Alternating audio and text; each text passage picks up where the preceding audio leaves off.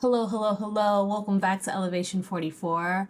I'm Beverly, or B. For those of you who are new, welcome. And if you're returning, welcome back. So you might be wondering why I'm in the robe today, and it's because you know what? I didn't feel like getting dressed. I was like, this is a lazy Sunday, and I am chilling. It is gloomy outside. I'm in all the cozy feels, and this is perfect for the equinox anyway, which is what we're talking about today. We're talking about all things fall equinox, rituals, different things that you can do to really embrace the energy of this day. And I feel like being in my fall inspired robe, I got the colors going and everything, is what is the vibe right now. So I was like, I'm not going to judge myself and I'm going to show up as I am. All right. So we are diving in just like this. So, like I said, today we are exploring all things fall equinox. We'll dive into why it's important and some of the rituals that you can do to align with this energy, okay? Now, the fall equinox does mark the start of course, autumn or fall and Libra season as well. And if you have not, been tuned into this energy, this is a time of year where we have equal parts light and darkness. So daylight and dark are exactly equal, which marks the equinox. The only other time that this happens is in the spring, okay? Which ushers in obviously something completely different. But here we're getting ready to transition from those longer days of light, shorter nights into the opposite, which are those shorter days and longer days of night. And the seasonal change is really about taking the outward actor energy that we embraced and we're, pretty much utilizing from that spring equinox up into now and really turning it more internal, really turning it more introspective. And this is where we embrace the feminine energy of the year, right? Spring, summer is really about doing and really pushing forward. It's external based, it's more masculine in nature. So this is our feminine energy coming into play, or the embracing of that season, which is going to be fall going into winter, is just a very huge transitionary period for us where we kind of dial things back. But it's important to be able to dial things back and do that kind of work because that's what keeps everything in balance. It's not about go, go, go 24/7. We have to balance both aspects, okay? Fall equinox is also harvest time. So if you had been doing your work in the summer and the spring and doing all the things, planting the seeds, watering it, and that's literally figuratively in terms of, it could be metaphorically for whatever it is that you're working on, or actual physical, like tangible planting seeds and putting it in the ground, watching it grow. This would be the time where you are at harvest season, where you get to enjoy the fruits of thy labor, okay? So this is a popular time, of course, of the year where a lot of people are harvesting their crops, again, preparing for the winter with those crops, and just really acknowledging and honoring the fruits of labor that come after you've like really put in all the work, okay?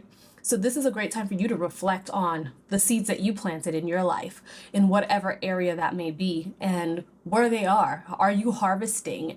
And the gratitude that comes along with that acknowledgement of all of the work that you've put in, your spirit guides, your spirit team, those around you have assisted with during this process. Now, let's get right into some of the rituals that you can take advantage of for the fall equinox. The first is a gratitude journal, okay? Because this is a time where, again, we are showing gratitude to all that has come in for us, all the abundance, all the blessings, right? And the reason why it's important is like as we're transitioning into those darker months, it's important to focus on what we have received or achieved so far throughout this year, because this will mark, if we're following the year in terms of astrological, it starts at the spring equinox. That's the beginning of the year. And this would mark the halfway point of that, okay? So focusing on that, what's achieved and what you've received so far, through a gratitude journal is an excellent practice or excellent way to use the energy on the fall equinox and the days to come after, right? So you want to make sure you get a journal, grab a journal, a notebook, whatever you use to document your gratitude, even if you're using your phone or some type of, app or something like that. But start writing down all the things that you're grateful for. Not only looking at the tangible things that have come in that you could physically touch, see, hear, smell, taste, right? That you can put your eyes on, but also the intangible things that have come in and have been you've been allowed to receive in abundance. And that could be growth, that could be lessons, both hard and easy, right? That can be experiences. Think about all those things, not just the money, the career, the relationships, the home, but all the other things that are intangible as well. Your faith, maybe your spirituality, maybe, just your self-care, your self-love, healing. All of those things are things to be grateful for, okay? So I would suggest definitely setting aside a few minutes on the fall equinox and getting your notebook, a pen, whatever you need, and just really going through an exercise of spending some time to just reflect, quietly reflect on what has happened thus far throughout this year and, just document that. That's important. Gratitude is the attitude, right? Because that is how we attract more blessings, more abundance, and also come to these breakthroughs that help us move past blockages in our life, okay?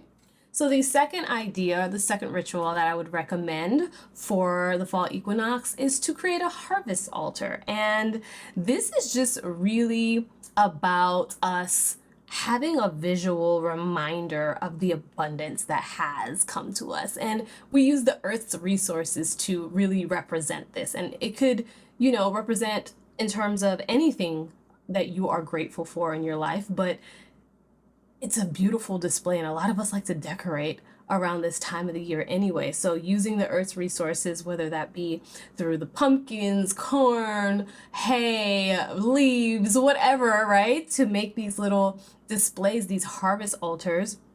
We can also add in other elements of things that we found very useful for us throughout the year.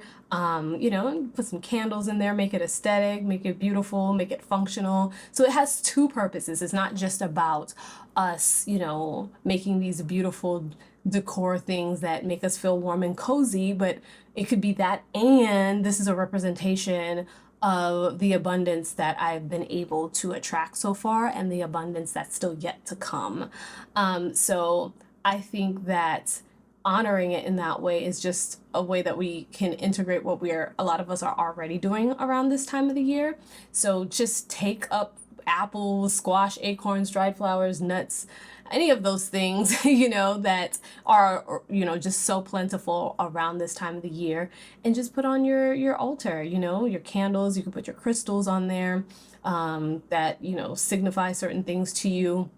And spend time at this, little altar that you create, whether it's on your kitchen counter or in the corner of your bedroom or wherever you decide to put it up, and just spend time in quiet reflection thinking about it. It's a visual reminder of all that you are working on, have worked through, and what is still in process, okay? So the third idea that I would suggest around the fall equinox is a clearing ritual, okay? So this is a time of the year where a lot of stuff is falling away, falling out of our lives. And just like those leaves fall off the trees, we need to let them fall and blow in the winds and blow away. But it's important, just as we harvest and we prepare for the winter, we have to let go of what no longer serves us, okay? And we have to do that in order to make space for what's coming. So clearing your physical and energetic clutter helps you start fresh. So if there's things that you didn't catch in that Virgo season to clear out, this is the time to continue clearing out things, letting go of things that are taking up that type of space. Also refresh your energy, cleanse your energy, do a smoke cleansing, do a water cleansing, whatever your preferred method of cleansing your energy is, do that. This is the perfect time to do that, okay? So physical clearing, clean your home, declutter, donate items that you don't want anymore. Energetic clearing, again, we went through like thinking about the things that you want to utilize physically to clear your energy, but also mentally and energetically clearing your energy that way. Like what emotional baggage needs to go, what limiting beliefs need to go, what old habits are you ready to let go of. Write them down, perform like a symbolic release of that, like whether it's burning it after you write it on paper, or I don't know, allowing it to wash away with water. Whatever that looks like for you is just about marking the end of that chapter and starting and preparing for something new. Okay. A spiritual cleansing. So again, we talked about that smoke cleanse, using sage. You can use Palo Santo. You can take a bath with sea salt. If you don't have a bathtub and you have a shower, you can intentionally just use your shower water to wash away that old energy. It's really about intention here. Okay. So the fourth idea is to create a seasonal vision board. Okay. And I love doing this. It's so much fun in the sense that by aligning it to the seasons, it doesn't feel so big as like an annual vision board. Or if you have an annual vision board, you can chop that down into like a smaller, chunk. And it's important because number one, it helps you realize like, oh my gosh, these seasons go fast. Like, let me be intentional about the activities, the goals, the different things that I want to do or have come into fruition for myself within the season. But it also helps you focus or refocus on what you want to achieve in the year in general, right? Because we are counting the year starting from the spring equinox. So this is the midway point. You have pretty much half a year left until we get to the next spring equinox. What do you want to have achieved by then, right? And so this is another time to just kind of look at those mid-year goals and really just hunker down on that. So I love using digital tools to create my vision board. So I would use Canva or any other platform or program that's like that, where you can really align the exact images that you want instead of just looking in magazines and cutting that out. But if that's the route you want to take, it's up to you on how you want to do that. So use images, words, symbols that really capture all the things that your dreams, your goals, and the energy that you want to carry through the fall and winter months. Okay. I would definitely display my image board somewhere, whether that be on my phone, whether that be on the background as a screensaver on my computer, or you print it out and you hang it up. It's a constant visual reminder. A great place to put it is wherever your meditation space is, so that you're looking at it while you're meditating. I've mentioned that before. That has really powerful impact. So it's top of mind for you all day, every day, right? Like as you are moving through the weeks and months into the end of the year. Okay. So the next ritual that I would recommend is a walk. Right? And I know this is the time of the year where it's gloomy, the energy's changing, the weather's changing. It's getting like, it's a little bit warm, it's a little bit cool, it's a little bit all over the place. It could be rainy in some places, but this is the last of us really taking in a lot of what we're seeing before it transforms. And, a lot of the trees are on the cusp of, changing or getting ready to lose their leaves, depending on where you live. And this would be a great representation to walk around and just ground yourself in nature, reconnect, just observe the changes. And it helps us sync with the earth's rhythms. It helps us sync when we're seeing what the animals are doing, how nature is responding, and it gives us a lot more direction in that way. All right, so I would take a mindful walk outside. Again, observe the changes of the season, notice the leaf colors, notice the shifts, the crispness in the air. For a lot of us, we don't like to walk when it's super cold. So this is like also utilizing the end of like that more desirable weather in order to get outside and get that fresh air and stuff like that. But you can also reflect during this walk, on the cycle of life, death, and rebirth, and just what transformation means to you, how it's showing up in your life, and shedding what no longer serves you through that walk as well, because we talked about releasing and letting go. So this could be a moving meditation in a way where you can ground and connect yourself in a deeper way with the earth and the natural cycles and rhythms of what's happening in life, okay? And then finally, I have a bonus ritual for you. So this is something that you can also utilize during the fall equinox if your heart desires. But as we move into this more introspective season, it's really important for us to set intentions on the inner work that we'll do this winter, okay?